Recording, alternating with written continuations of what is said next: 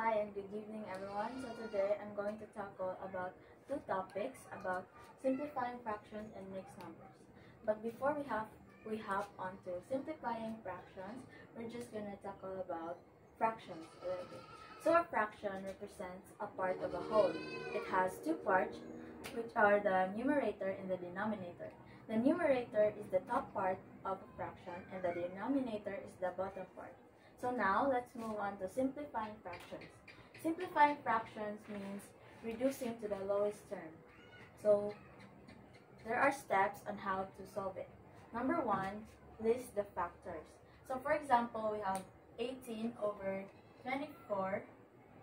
We're going to list down the common factors. So, the common factor of, for example, we have 18 over 24. We're gonna list down its common factors. So first, we're gonna list the common factor of 18. In 18, we have 1, 2, 3, 6, 9, and 18. These are the factors of 18.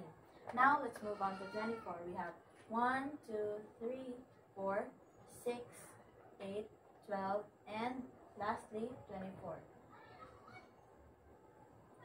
So, the step 2.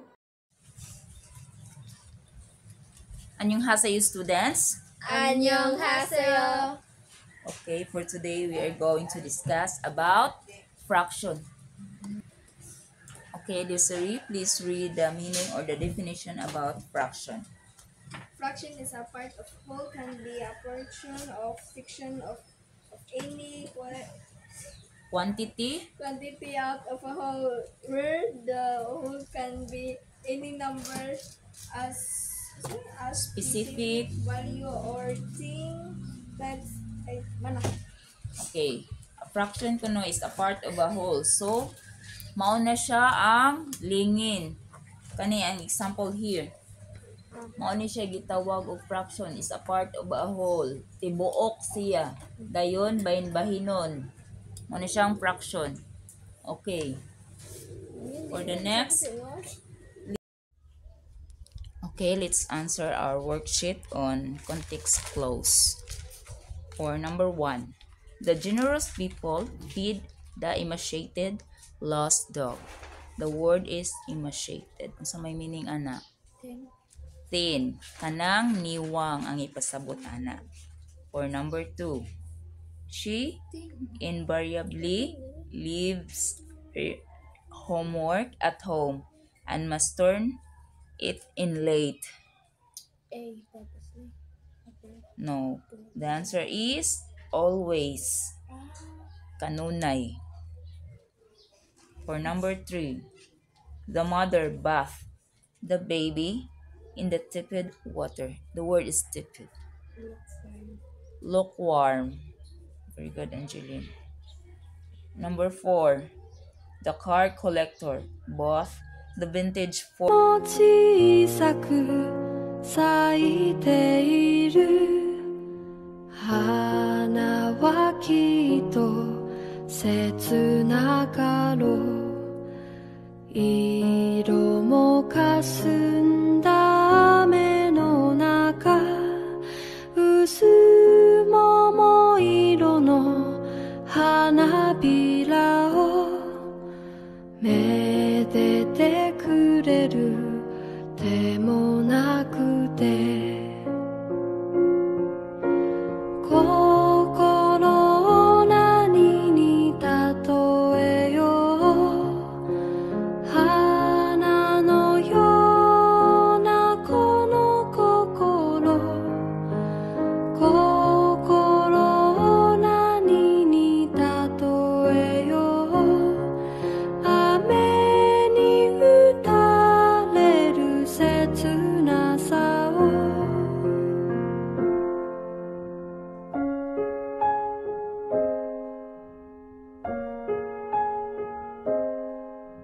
人影だ「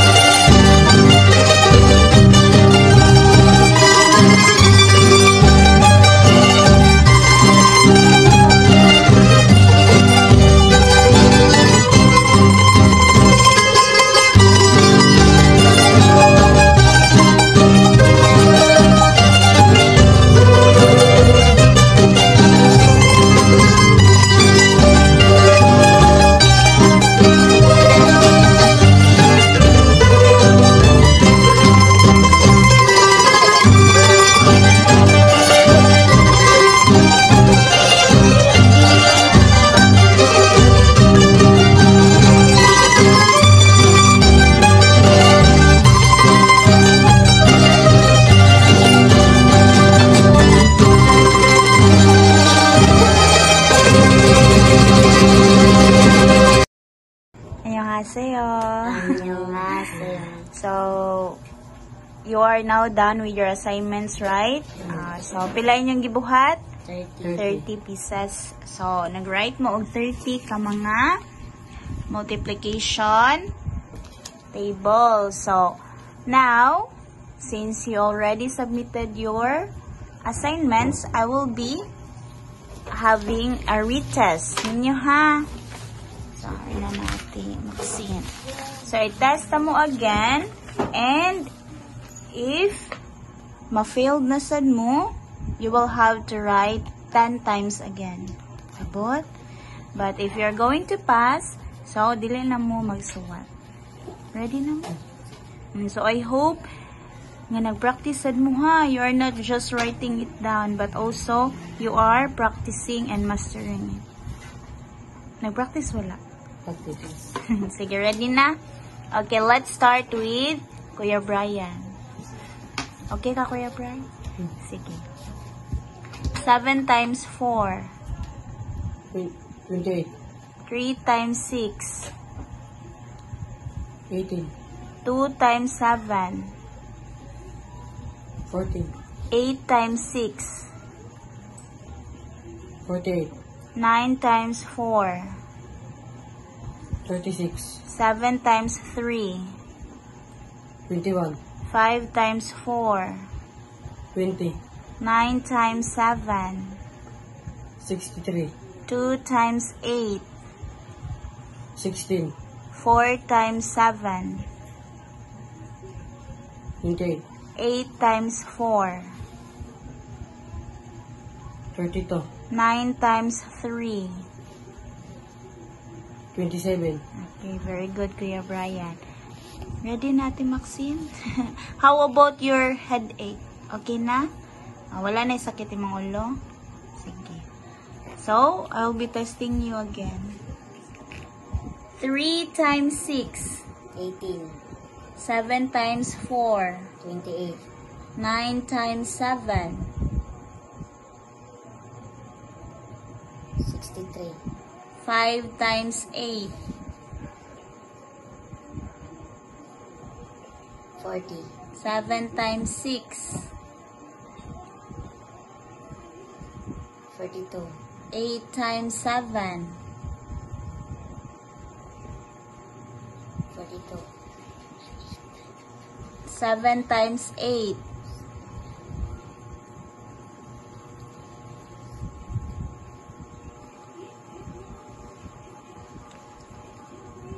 42. Wrong. Wrong na kaduha. 8 times 7.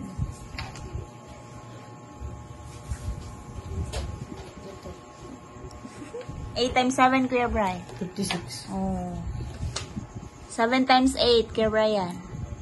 7 times 8. 56. Ibali-bali ra siya. So, what will you do, Ate Maxine? Suwat balik. So, at kabalik, but this time, 10 times. Okay? Oh, so, you have to master it, Ate, ha? So, do not be nervous, ha? Ayaw ka kulba. So, in your multiplication table, it is not just applicable here in the study room. Also, at your house and in your formal school. So, if you're going to fail it again and again, it means you're not mastering it. And it wouldn't help you in your school. Kasabot? Oh, so, dili na siya makatabang sa inyong eskwelahan if sige ra mo ka-failed. We are doing the multiplication table so that it will help you sa inyong school activities or mga assessments. So, if you're not going to master it, it means wala mo nagpakaban na sa inyong studies. Okay? Yes, teacher. So, being nervous is normal but you have to control it. Especially Ate Maxine, ha? Okay, sige. So, you will submit your 10 times. Again, nako ha? So, just tell me. I will be giving you until tomorrow. Ugma ka kay 10 times naman. Ha? Ikaw, Kuya Bright? So, you've passed. Okay, so, dili kalimtan ng multiplication, ha? Okay? Bye-bye. Bye.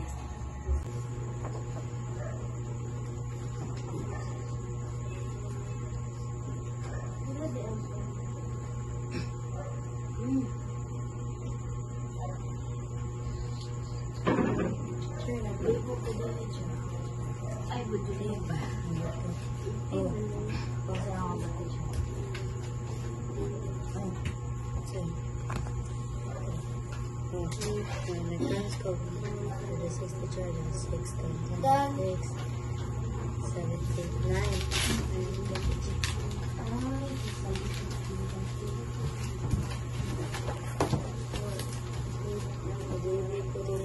Ano na, i-bring down, ano mo, kawa mo, kapag niya, 9 plus 6.